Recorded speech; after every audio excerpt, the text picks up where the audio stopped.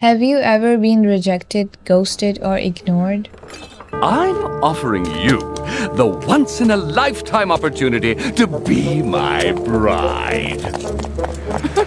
Your bride? And the not knowing hurt more than the rejection itself?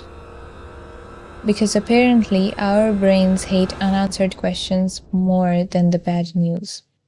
Welcome to Bluntly Moki, where we talk about mindset, human behavior, and uncomfortable truth, without pretending we're emotionally enlightened monks.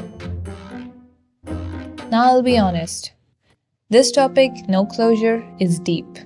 Deep, deep. The kind of deep that makes you stare at the ceiling at 2 a.m. and replay conversations that never even finished. And trust me, I almost did not want to talk about this in a blunt or humorous way. Because no closure hurts. It sits in your chest. It messes with your thoughts. It quietly ruins your peace. But then again, the best way to live life is to not take it too seriously. So yes, we're going blunt anyway. Let me ask you something.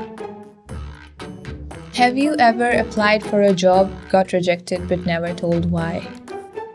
Been talking to someone emotionally invested and then they just disappeared? Lost a friend who stopped replying, no explanation, no goodbye? Or had someone leave your life and all you got was silence? Not even a dramatic ending. Not even a bad excuse. Just nothing. And somehow that nothing hurts more than a clear no. Because if someone says, I don't want this, your brain goes, okay. Painful, but clear. But when someone says nothing, your brain goes, wait, did I do something? Was it something I said? Was I not enough? Should I have tried harder? Maybe they'll come back? And just like that, you're stuck in a mental Netflix series with unlimited episodes and no ending. That's what no closure does. It doesn't reject you outright. It keeps you hanging, thinking, replaying, overanalyzing. And the worst part? You're not weak for this. You're not dramatic. You're human. Your brain is literally wired to seek patterns, meaning, and conclusion. So when a story ends without an ending, your mind refuses to let it go. Apparently, your brain hates unanswered questions more than bad news, which explains why it'll ignore 10 red flags but obsess over one missing reply.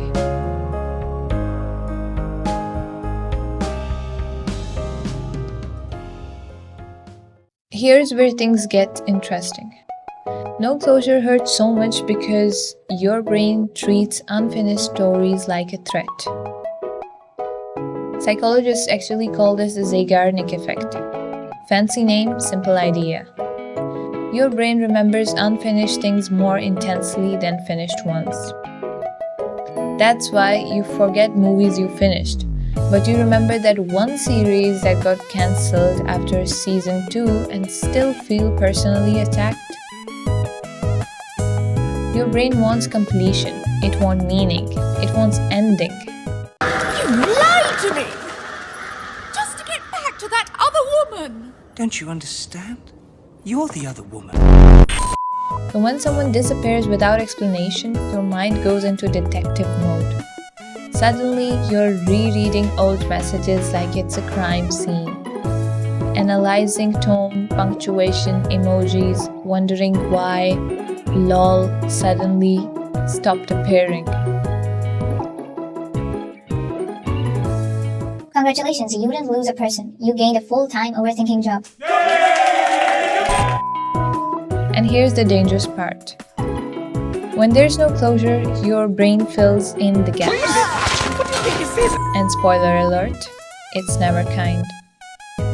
You don't assume, oh, they were emotionally unavailable. No. You assume, I wasn't enough. I messed it up. If I were better, they'd stay. Because blaming yourself feels easier than accepting uncertainty. Your brain prefers a painful answer over no answer at all. Now let's get uncomfortably honest. Most people don't avoid giving closure because they're evil villains. They avoid it because they are emotionally immature. Closure requires accountability, honesty, emotional effort. And many people would rather disappear than say, I don't know what I want. I handled this badly. You didn't deserve this. So instead of clarity, they choose silence. Instead of honesty, they choose avoidance. Instead of courage, they choose ghosting. Basically, they exist in your life like a bad Wi-Fi connection. And here's the part that might sting, but hear me carefully. No closure is closure. It's information, just not the kind you wanted.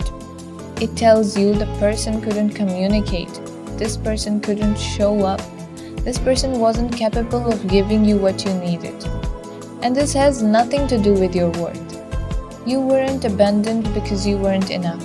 You were abandoned because they couldn't handle endings. And listen, you don't need someone's explanation to move on. You don't need their apology to heal. And you definitely don't need to keep reopening wounds just to feel finished. Sometimes the closure is realizing someone who could leave without an explanation was never meant to stay.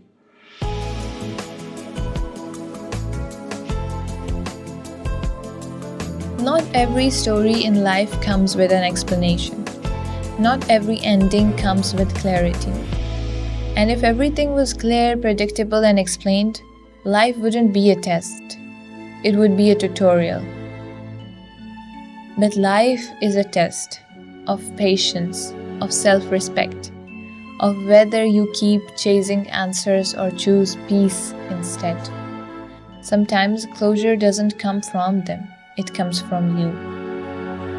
From deciding to stop asking why, from accepting that some chapters end mid-sentence, from realizing that not knowing is still an answer.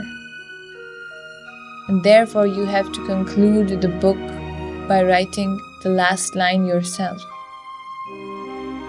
So yes, sometimes the most powerful conclusion isn't a speech.